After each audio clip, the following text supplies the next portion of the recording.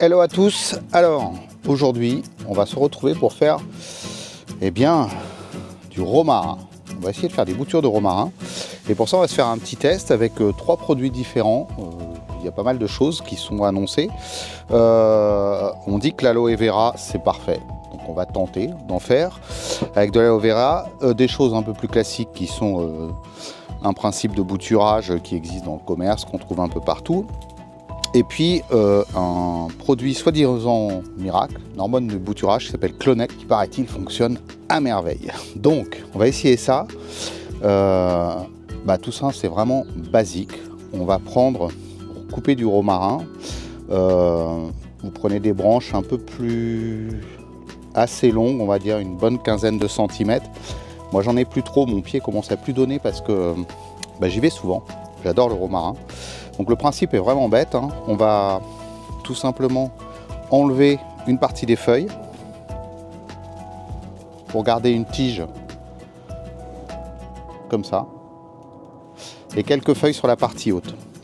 Donc là on va tenter, hein. Moi je vais tout simplement faire ce qui est indiqué, c'est-à-dire après l'avoir coupé,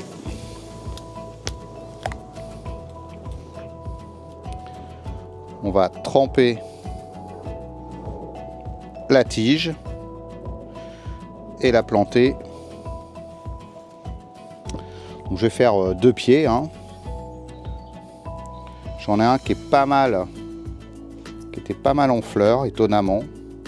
Après toute la pluie qu'on a vécue là, on s'est retrouvé aussi avec un peu de soleil pendant quelques jours, mais hélas, ça n'a pas duré.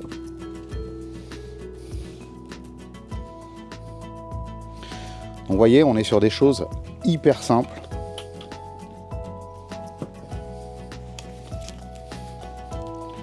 Vraiment basiques. Alors attention avec l'hormone de bouturage parce que c'est quelque chose de hyper salissant. Si vous en mettez sur les vêtements, ça devient compliqué. Hop.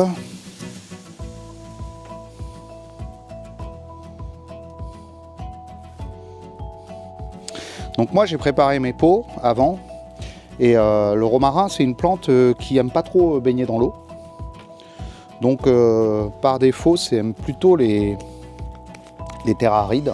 Donc moi j'ai fait un mélange, j'ai mis à peu près autant de sable que de terreau. J'ai humidifié cet ensemble avant de le mettre en pot, mais faut pas que ça baigne dans l'eau non plus, quoi. Et hop, c'est parti avec le Clonex.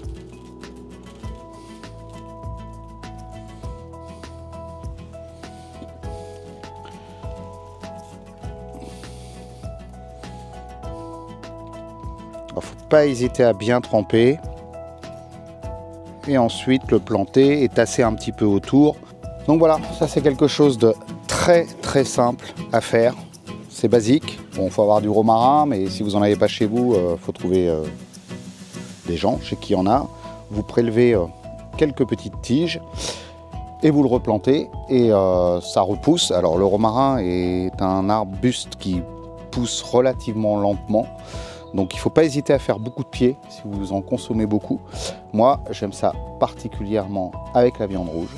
Vous faites cuire ça dans la poêle, des branches de romarin avec, qui vont baigner dans le beurre et tout, qui vont apporter un parfum. Et alors le must du must, c'est sur une côte de bœuf, une fois que tout ça a bien baigné dans le beurre, vous le posez dessus et avec un petit chalumeau de cuisine, vous faites flamber cette branche qui va mettre des cendres sur la viande et apporter un goût extraordinaire. Bref, voilà. C'est pour ça que je suis fan de romarin et que j'en ai jamais assez.